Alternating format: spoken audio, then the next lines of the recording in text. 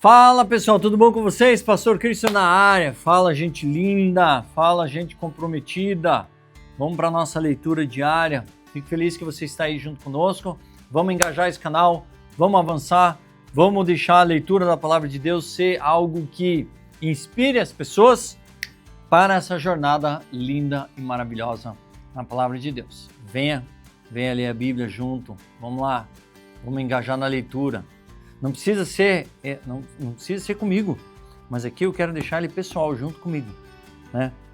Eu acabo fazendo alguma menção no meio e isso pode ajudar você a entender, a enxergar algumas coisas. E eu também incentivo, depois que você leu junto comigo aqui, que você possa pegar um dia e ler em voz alta. Cara, isso é fantástico. Você lembra de algumas coisas e aquilo é muito bom para você. E isso começa a fazer parte. E a fé é pelo ouvir, e ouvir é o quê? A palavra. Eu refleti um pouquinho sobre esse versículo e é interessante que quando nós lemos, nós afiamos a mente naquilo que nós lemos, nos concentramos e a gente acaba nos ouvindo. E quando nós ouvimos lendo a palavra de Deus, a nossa fé é acrescentada. E a gente percebe isso quando a palavra diz. A fé vem pelo ouvir, ouvir o quê? Não pregação, não vídeos, nada. Ouvir vem pela a palavra. Então, esse é o desafio nosso. Beleza? Bora para a nossa leitura de hoje.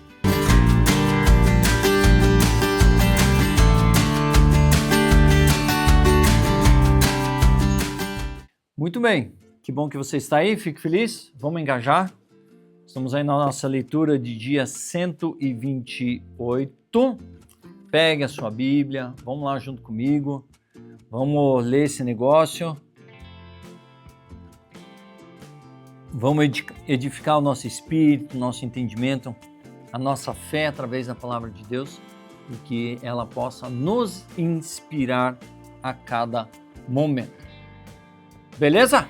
Então, pega lá a tua Bíblia, pega a tua espada, pode ser a 360, pode ser qualquer outra versão e vamos fazer a leitura. Acompanhar. Estamos em 1 Samuel, estamos lendo João também, Salmos, Provérbios, de praxe. Você que já é do canal já sabe como é que é o esquema aqui. Tá bom? Então vamos lá, bora para a nossa leitura. 1 Samuel 2, 22 até 4, 22 também. E a gente vê que Eli e os filhos dele estão tudo, né, numa vibe que, pelo amor de Deus, e Deus vai levantar Samuel como profeta. Bora lá. Ele já estava muito idoso, mas sabia o que seus filhos faziam ao povo de Israel e que eles seduziam as moças que serviam junto à entrada da tenda do encontro. Por isso ele lhes disse: ouvi de todo o povo o mal que vocês praticam. Por que continuam a agir assim? Parem com isso, meus filhos. Não são bons os comentários que escuto entre o povo do Senhor. Se alguém peca contra outra pessoa, Deus poderá intervir em favor do culpado, mas se alguém peca contra o Senhor, quem poderá interceder? Contudo, os filhos de Eli não deram atenção ao seu pai, pois o Senhor já havia decidido matá-los. Olha só como é forte isso aí, né? Não vou dar ouvido, mas Deus já decidiu. Não adianta. Enquanto isso, o menino Samuel crescia e era cada vez mais estimado pelo Senhor e pelo povo. Certo dia veio a Eli um homem do Senhor e lhe transmitiu a seguinte mensagem: assim diz o Senhor, eu me revelei aos seus antepassados quando eles eram escravos do faraó no Egito. Escolhi seus antepassados entre todas as tribos de Israel para serem meus sacerdotes, oferecendo sacrifícios sobre o meu altar, queimarem incenso e usarem o colete sacerdotal em minha presença. Além disso, designei as ofertas queimadas dos israelitas a vocês, sacerdotes. Então, por que vocês desprezam meus sacrifícios e ofertas? Por que honram seus filhos mais que a mim? Pois você e eles engordaram com as melhores partes das ofertas do meu povo, Israel. Portanto, assim declara o Senhor, Deus de Israel: prometi que membros de sua família da tribo de Levi sempre seriam meus sacerdotes. Agora, porém, declara o Senhor: isso não acontecerá. Honrarei aqueles que me honram e desprezarei aqueles que me desprezam. Está chegando o tempo em que acabarei com a força de sua família, e nenhum de seus descendentes chegará à velhice. Você verá a aflição da minha casa, e quando eu trouxer todo o bem sobre Israel, ninguém em sua família chegará à velhice. Olha, hoje está grande aqui.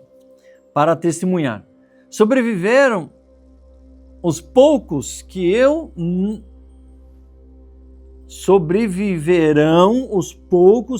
não eliminar do serviço em meu altar. Mas seus olhos ficarão cegos e seu coração se partirá, e seus filhos morrerão pela espada. E para provar que minhas palavras se cumprirão, farei que seus 2 filhos, Hofni e Finéias, morram no mesmo dia. Então levantarei um sacerdote fiel que me servirá e fará tudo o que desejo. Estabelecerei a família dele e eles serão sacerdotes diante do meu ungido para sempre. Então todos que restarem de sua família se curvarão diante dele, mendigando dinheiro e alimento e pedindo, por favor, consiga para nós algum trabalho entre os sacerdotes para termos o que comer. Enquanto isso, o menino Samuel serviu o Senhor, ajudando Eli. Naqueles dias, as mensagens do Senhor eram muito raras e visões não eram comuns. Certa noite, Eli, que estava quase cego, tinha ido se deitar. A lâmpada de Deus ainda não havia se apagado. E Samuel dormia na casa do Senhor, onde estava a arca de Deus. De repente, o Senhor clamou: Samuel! E o menino respondeu: Estou aqui. Ele se levantou e correu até onde estava Eli. Estou aqui, Senhor. Me chamou? Não o chamei, respondeu Eli. Volte para a cama. E o Senhor voltou, e Samuel voltou a se deitar. Então o Senhor o chamou novamente: Samuel! Mais uma vez Samuel se levantou e foi até Eli. Estou aqui, o Senhor me chamou? Mas Eli respondeu: Meu filho, não o chamei. Volte para a cama. Samuel ainda não conhecia o Senhor, porque nunca havia recebido uma mensagem dele. O Senhor o chamou pela 3ª vez e novamente o Samuel se levantou e foi até Eli. Estou aqui, o Senhor me chamou? Então ele respondeu que era o Senhor que chamava o menino. Por isso disse a Samuel: Vá deitar-se novamente. Se alguém o chamar, diga: Fala, Senhor, pois teu servo está ouvindo. E Samuel voltou para a cama. Então o Senhor veio e chamou como antes: Samuel, Samuel. Samuel respondeu: Fala, pois teu servo está ouvindo. Então o Senhor disse a Samuel: Estou prestes a realizar algo em Israel que fará tinir os ouvidos daqueles que ouvirem a respeito. Cumprirei do começo ao fim todas as ameaças que fiz contra Eli e sua família. Eu o adverti de que castigaria sua família para sempre, pois seus filhos blasfemaram contra Deus e ele não os repreendeu por seus pecados. Por isso jurei que os pecados de Eli e de seus filhos jamais serão perdoados por meio de sacrifícios nem de ofertas. Samuel ficou deitado até a manhã e então se levantou e abriu as portas da casa do Senhor. Estava com medo de contar para Eli a visão que tivera. Mas Eli chamou: Samuel, meu filho. Estou aqui, respondeu Samuel. O que o Senhor lhe disse? Perguntou Eli. Conte-me tudo. E o que o Senhor o castigue severamente se você esconder de mim alguma coisa do que ele disse. Então Samuel contou tudo a Eli e não escondeu nada. Eli respondeu: É a vontade do Senhor que ele faça o que lhe parecer melhor. À medida que Samuel crescia, o Senhor estava com ele e todas as suas palavras se cumpriam. E todo Israel, desde Dan ao norte até Berseba ao sul, sabiam que Samuel havia sido confirmado como profeta do Senhor. O Senhor continuou a aparecer em Siló e transmitir mensagens a Samuel ali. Então, Samuel continuava ouvindo aquilo que o Senhor tinha falado e Deus estava levantando Samuel com poder como profeta. Naquele tempo, Israel estava em guerra contra os filisteus. O exército israelita tinha acampado perto de Ebenezer e os filisteus acamparam em Afeque. Os filisteus atacaram e derrotaram o exército de Israel, matando cerca de 4.000 homens. Terminada a batalha, os soldados voltaram para o acampamento e as autoridades de Israel se perguntaram: por que o Senhor causou nossa derrota diante dos filisteus? Vamos fazer a arca da aliança do Senhor desde Siló, trazer-na, para que esteja conosco e nos livre do poder do inimigo. Então enviaram homens a Siló para trazer a arca da aliança do Senhor dos Exércitos, que está entronizado entre os querubins. Hofni e Finéias, os 2 filhos de Eli, acompanharam a arca da aliança do Senhor. Quando todos os israelitas viram a arca da aliança do Senhor, entraram no acampamento, soltaram gritos de alegria tão altos que fizeram o chão tremer. O que está acontecendo? Perguntaram os filisteus. O que significam esses gritos no acampamento dos hebreus? Quando souberam que era porque a arca do Senhor havia chegado, entraram em pânico. Os deuses vieram ao acampamento deles, disseram. Estamos perdidos, nunca enfrentamos uma coisa assim antes. Estamos perdidos. Quem nos salvará desses deuses poderosos? São os mesmos deuses que destruíram os egípcios com pragas, quando Israel estava no deserto. Tenham coragem, filisteus, sejam homens, do contrário acabaremos como escravos dos hebreus, assim como eles se tornaram nossos escravos. Sejam homens e lutem. Então os filisteus saíram para a batalha e Israel foi derrotado. A matança foi grande, 30.000 soldados israelitas morreram naquele dia. Os sobreviventes deram meia volta e fugiram para suas tendas. A arca do Senhor foi tomada e Hofni e Finéias, os 2 filhos de Eli, foram mortos. Um homem da tribo de Benjamim correu do campo da batalha e chegou a Siló ainda naquele dia. Tinha rasgado suas roupas e colocado pó sobre a cabeça. Eli estava sentado numa cadeira ao lado da entrada, esperando para ouvir as notícias da batalha, pois seu coração tremia pela segurança da arca de Deus. Quando o mensageiro chegou e contou o que havia acontecido, gritos ressoaram por toda a cidade. Eli ouviu os gritos e perguntou: o que é esse barulho todo? O mensageiro correu até Eli e contou-lhe a notícia. Eli estava com 98 anos e já não conseguia enxergar. Acabou de chegar do campo da batalha, disse o mensageiro. Fugi de lá, hoje mesmo. Eli perguntou: o que aconteceu, meu filho? O mensageiro respondeu: Israel foi derrotado pelos filisteus. O povo foi massacrado. Seus 2 filhos, Hofni e Finéias, também morreram e a arca de Deus foi tomada. Quando ele mencionou o que havia acontecido com a arca de Deus, Eli caiu na cadeira para trás, ao lado do portão. Quebrou o pescoço e morreu, pois era velho e pesado. Havia sido juiz em Israel durante 40 anos. A nora de Eli, esposa de Finéias, estava grávida e perto de dar à luz. Quando soube que a arca de Deus havia sido tomada e que o sogro e o marido estavam mortos, teve contrações violentas e deu à luz. Ela morreu no parto, mas antes de falecer, as parteiras tentaram animá-la. Não tenha medo, disseram. Você teve um menino. Mas ela não respondeu, nem se importou. Deu ao menino o nome de Icabode e disse: foi-se embora a glória de Israel, pois a arca de Deus havia sido tomada e seu sogro e seu marido estavam mortos. Disse ainda: foi-se embora a glória de Israel, pois a arca de Deus foi tomada. João 5, 24, 47. E eu lhes digo a verdade: quem ouve minha mensagem e crê naquele que me enviou tem a vida eterna. Jamais será condenado, mas já passou da morte para a vida. Eu lhes asseguro que está chegando a hora, e de fato já chegou, em que os mortos ouvirão minha voz, e a voz do Filho de Deus. E aqueles que ouvirem viverão. O Pai tem a vida em si mesmo e concede ao seu Filho igual poder de dar a vida. Ele lhes dá autoridade para julgar a todos, porque ele é filho do homem.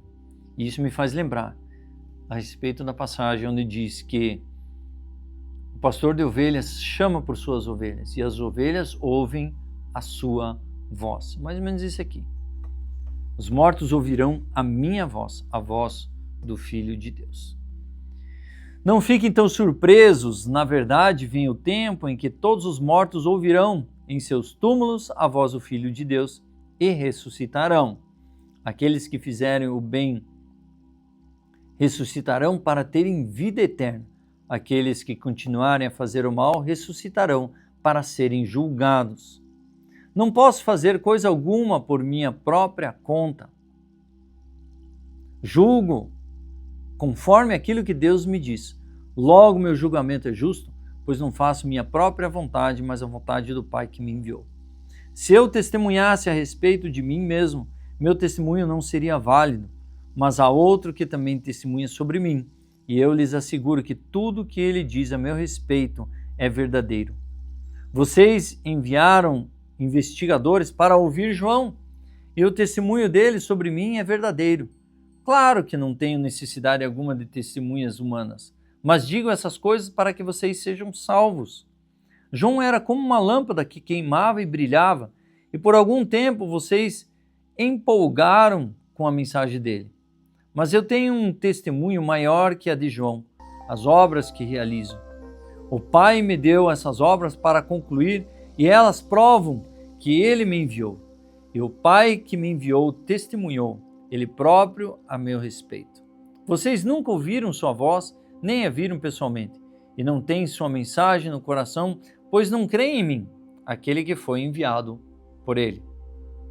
Vocês estudam minuciosamente as Escrituras porque creem que elas lhe dão vida eterna, mas as Escrituras apontam para mim. E, no entanto, vocês se recusam a vir a mim para receber essa vida. Sua aprovação não vale nada para mim, pois eu sei que o amor de Deus não está em vocês. Eu vim em nome do meu Pai e vocês me rejeitaram. Se outro vier em seu próprio nome, vocês o receberão. Não é de admirar que não possam crer, pois vocês honram uns aos outros, mas não se importam com a honra que vem do único Deus. Mas não sou eu quem os acusará diante do Pai. Moisés os acusará. Sim, Moisés, em quem vocês põem sua esperança. Se crescem de fato em Moisés, creriam em mim, pois ele escreveu a meu respeito. Contudo, uma vez que não creem naquilo que ele escreveu, como crerão no que eu digo? Forte. Salmo 106, 1:12. Louvado seja o Senhor. Deem graças ao Senhor, porque Ele é bom. Seu amor dura para sempre. Quem poderá contar os feitos poderosos do Senhor? Quem poderá louvá-lo como Ele merece? Como são felizes os que fazem o que é certo e praticam a justiça todo o tempo. Lembra-te de mim, Senhor, quando mostrares favor ao teu povo. Aproxima-te e resgata-me, que eu compartilhe da prosperidade dos teus escolhidos, que eu me alegre na alegria do teu povo e exulto com aqueles que pertencem a ti. Pecamos como nossos antepassados, fomos desobedientes e rebeldes. No Egito, nossos antepassados não deram valor a maravilhas do Senhor. Não se lembraram de seus muitos atos de bondade. Rebelaram-se contra ele junto ao Mar Vermelho. Assim mesmo ele os resgatou para proteger a honra de seu nome, para mostrar seu grande poder. Ordenou que o Mar Vermelho secasse e os conduziu pelas águas como por um deserto. Ele os resgatou das mãos de seus inimigos e os libertou das garras de seus adversários. As águas se fecharam, cobriram seus opressores, nenhum deles sobreviveu. Então creram em suas promessas e cantaram louvores a ele. Provérbios 14, 30, 31. O contentamento dá saúde ao corpo, a inveja é como câncer nos ossos. Quem oprime o povo insulta seu Criador, mas quem ajuda o necessitado honra a Deus. É isso aí, segundo aqui Provérbios diz, estar contente dá saúde ao corpo. Paulo também fala assim: aprendi o segredo da vida, é viver contente com tudo que tenho. Aprendi a viver em tempos de necessidade e aprendi a viver também com muito recurso. E aprendi que eu devo estar contente em qualquer momento. Por isso que eu digo, quando nós lemos a Bíblia, nós ouvimos a voz de Deus lá no nosso interior. E Ele faz parte, Ele é tudo para nós. E nós encontramos contentamento no Senhor, saber que Ele nos completa. E aí nós não somos ludibriados pelas coisas desse mundo, porque nós estamos saciados nele. Fechou? Pastor Christian, assine o canal, ative o sininho, dá um like, compartilhe com os amigos para eles fazerem parte dessa família que ama a palavra de Deus, querem se envolver cada vez mais na leitura da palavra. Beleza? Eu espero vocês para a nossa leitura do dia de amanhã.